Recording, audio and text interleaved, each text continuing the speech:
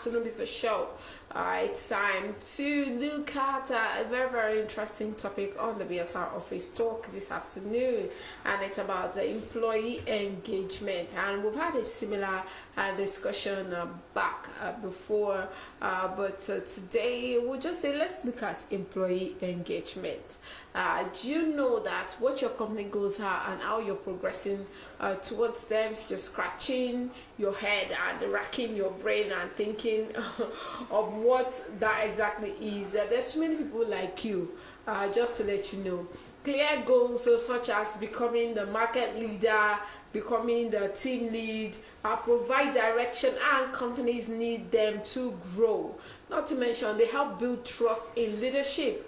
They help define strategic priorities and keep employees engaged. So if clear goals provide direction and help keep employees engaged, then why isn't there a better way to track them so you can actually achieve your company's goal to effectively track your company's goals and objectives? However, there are steps that you can follow to ensure that you keep your employees engaged. And the first one is to identify a high level your high-level goals and objectives. Your company's business unit or department likely has a mission that guides you. For example, we here at Broad Street Radio, we are following one of the 7 mandates, that is media, to ensure that all the news or everything that we put out there is accurate and correct, and not just focus only on the bad but also the good as well. So when you have a clear vision of your company's mission, it kind of guides you through your objectives. So to further work towards your mission, what level of growth do you need to achieve in this particular year? You have a plan. Okay, by so and so, this is what I would like to have achieved and all that. It also helps you. You can also it could even be something as increasing revenue, getting new subscribers for your YouTube channel, getting endorsement deals. It could be getting sponsorships and all that. So it could be an effort towards reaching a particular number, and it might require you to need to accelerate brand awareness in the marketplace to hit your goals as well. So the next one, track your goals in a visible place. Yes, once your high-level goals and objectives are locked down at the beginning of the year, most times you're typically shared in a meeting or email. At first, everyone may be excited about them, but as day-to-day demands take over, they start to fade in the back. For example, you tell your employees that, okay, this is our goal for this month, or we must get so number of subscribers. So people are excited in the beginning, they want to get to work, but as time goes on, the momentum kind of fades out. Yes, it kind of fades out, especially if there is no motivation. Do you understand? Then it's kind of if there's no motivation. So when that begins to happen, it's important to set the motion back. It's just like they say in marriage or in relationships, you fall in love and you fall out of love so many times. That's true. So I think this kind of kind of looks similar to that as well. So however, but there's an easy way to fix this. Track your goals in one place and where everyone can easily find and access them, because people tend to forget about them easily, and sometimes some of your employees may not be able to determine if they're hitting goals effectively and wonder what impact their work has, and that's where HR needs to play a pivotal role as well, and supervisors as well. That's true. Also, define clear milestones. So once objectives are tracked in a central place where everyone can access them, it's time to define the milestones that will help you achieve them and let you know that you're on track. Think of this as your action plan, a proposed plan of action. It's just like when you have a communication update and celebrate success as well. And I must tell you that in the workplace here in Nigeria, most times people don't celebrate success. Like the minimum amount active on social media.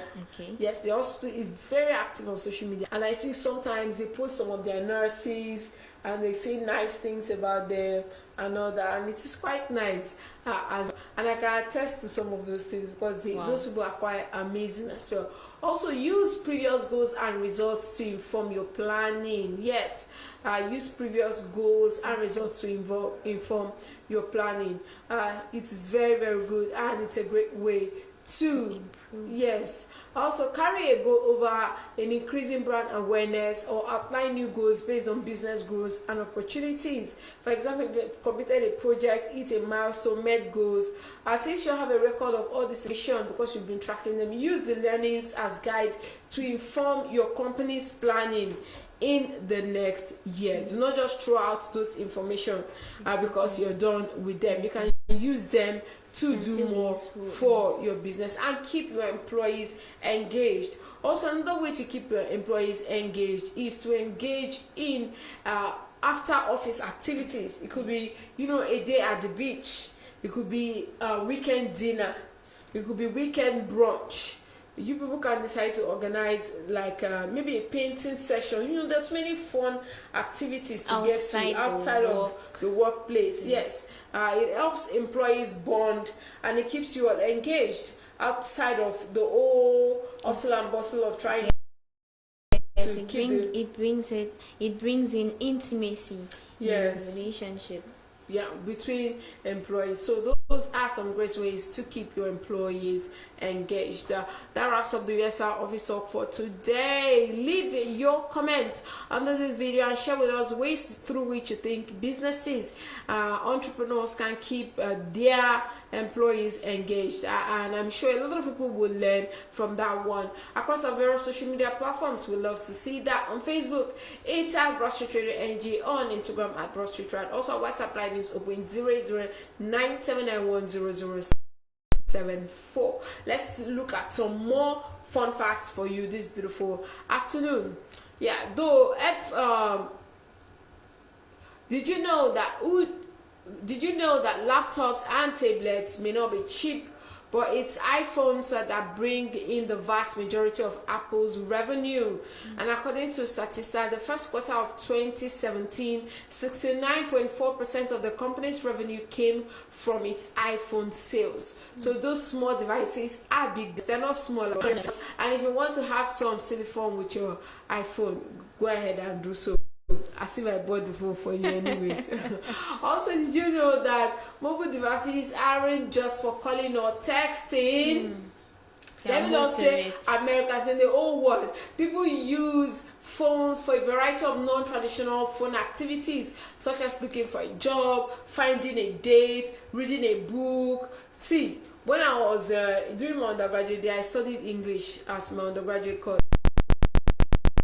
There were some novels that instead of me going to spend like about 4,000 or 3,000 plus to buy a novel, I just do it. And when I'm in the bus, I read. That's what I do. And it's super fast though. Yes. Even though I'm someone that likes to collect hard copies of novels. Okay. Yes, I like to collect hard copies of novels. But most times, all those foreign novels that they recommend as part of recommended text, Technology I like to download those ones. Easier. Yes, very easy.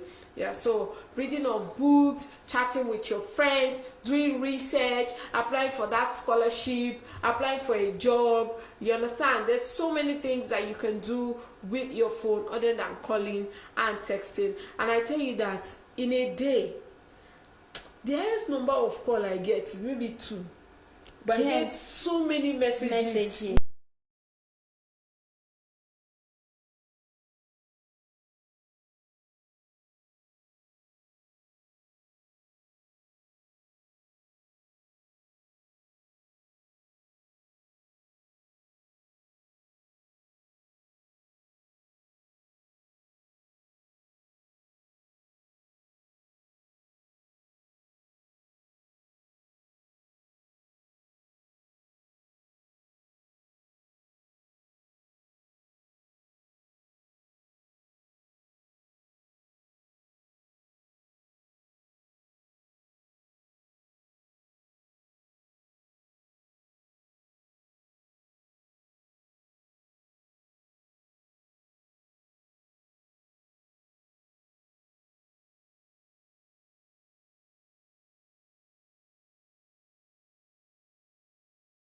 it's £2,500. I remember when phone just came to Nigeria and had this phone, and it was among the first people that got what was Airtel called? V-Mobile. When it first came, V-Mobile, you had a Vodacom. Yes, you had Vodacom. You had is it Zain. No, different companies. The first one, and I remember that phone. I've forgotten the name. The phone it's somehow it has a little antenna, and the screen was so tiny there. Sagem. Yes, Sagem phone. Back then, real deal, very expensive, very expensive. So those are some amazing fun facts for you. Let's take some more. Did you know that mobile phones are dirtier than toilet handles?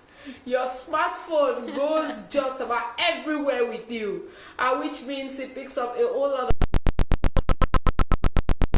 carries around 18 times more potentially harmful types of bacteria than a toilet seat. So remember to clean your mobile phone regularly and safely, and that is true. It reminded me of a particular documentary I watched. Now, is it a documentary or like a special that Richard Quest did on planes, hygiene, and all that? If you see dirty, hey. No, there's some people say planes are very, very dirty. They carry a lot of germs and everything.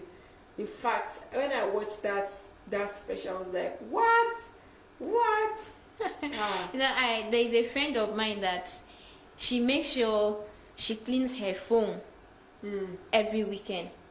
And one of my cousins asked her one day, Charity, why do you take delight in doing this every weekend? Is it a clothes or something?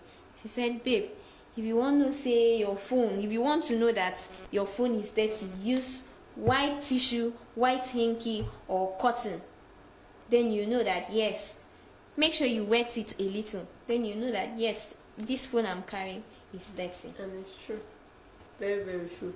I used to use baby wipes to wipe mine, especially when you can see how the screen is. Yes. You see, it's not so dirty. I use baby wipes to wipe it, so it becomes very, very clear.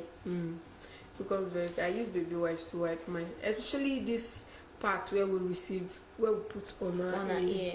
I wipe it off. Also, another fun fact: do you know that the fear of being without your phone is real? Ever feared being phoneless or losing signal for a significant period of time? You're not alone. The phenomenon actually has a name. It is known as nomophobia. The term is a combination of the phrase no mobile phobia. And let's face it, we've all been there. I had this my friend for like a year. She didn't have a phone that she could use to browse and anything. And she said she intentionally did it. That she wanted to detox from the internet. But until you and I know that money the paper never rests to buy a new phone. I have experienced it, and it was so embarrassing. Mine was not that. I purposely stopped using it. The phone I was using got bad, and I was like, I don't want to get a smaller one, because getting a smaller one is as good as not being with the phone. Because there is this particular lecturer that when he comes into the class, the first thing he will ask is, if you know you don't have an Android phone, step out of my class. And it's so embarrassing that you stand up in a class of how many and walk out. What an embarrassment because of your phone. So it's not easy staying without a phone. It's not easy, especially when there are some people their office is on their phone. Everything they do, it's true. Everything they do relies on their phone. So many amazing things to come for you. More on the show. We'll go for a break and then we'll look at some social media trends. It's still